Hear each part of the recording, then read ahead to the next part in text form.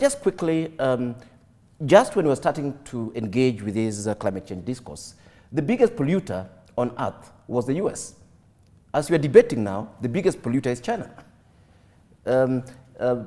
Out of 10 countries that are responsible for 68% of the greenhouse gas emissions, 6 of them are from non-Western countries, starting with China. Then, of course, you look at India, you look at countries like Brazil, all the way to Indonesia, South Korea, and so on.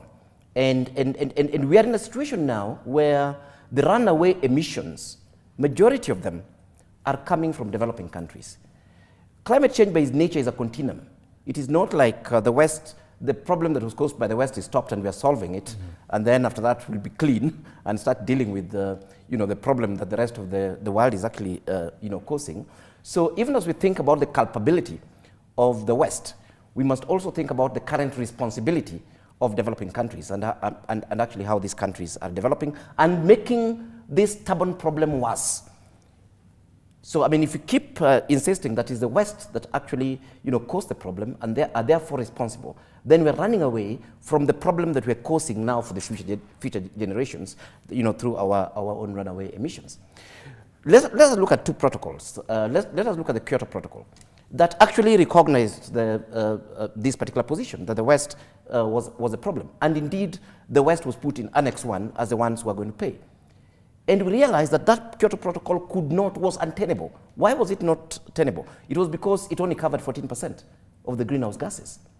And the entire world, not just me, the entire world agreed that actually, if we look at it from that perspective, will not solve the problem. Hence, the Paris Agreement that now has 194 countries, including EU as a bloc, and that is covering 98% of greenhouse gases. So basically, starting to look at this thing collectively is the only way that we can be able to, to resolve the issue.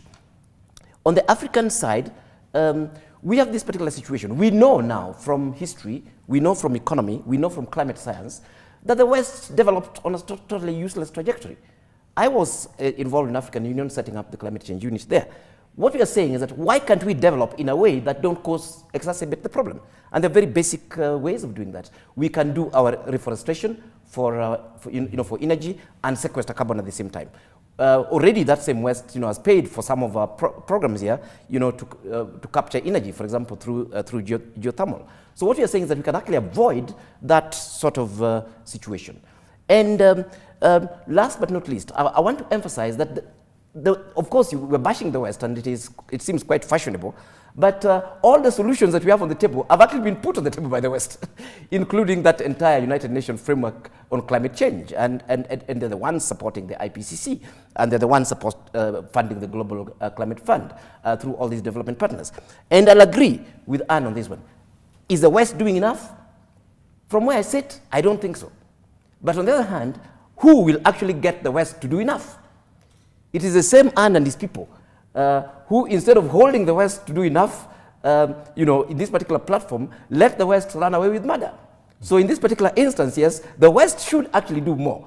But it doesn't depend on the West to do more. The West will actually push on their own priorities as opposed to pushing on climate change. So this again is failure for developing countries to ensure that the West deals with the mess that they did not just create. What I'm actually saying, the West contributed significantly to creating the climate problem. I think if we're to split hairs, we'll be asking that when the West was doing Industrial Revolution, was the entire world doing nothing?